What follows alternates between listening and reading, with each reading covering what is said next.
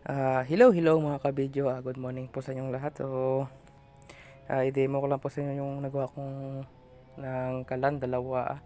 Kalan with ilihawan po siya. Parang dalawa yung kalan niya, tapos sa gitna is may ilihawan. So, yung sukat po o haba ng kalan natin is 32 inches. Then, yung lapad naman is nasa 9 inches po.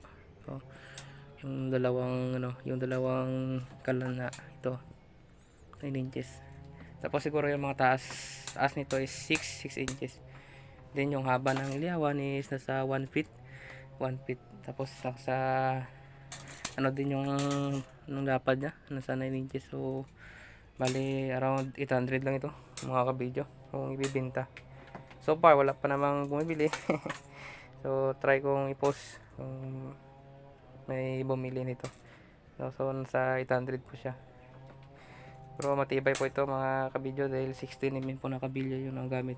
At ako mismo yung gumawa, kaya makakaasa kayo na matibay po. So try nyo po mga kabidyo. Message me.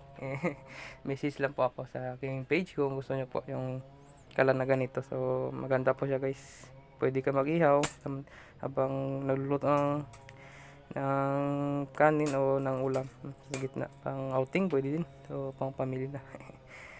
Mga kabidya, salamat po sa panonood. Bye bye po.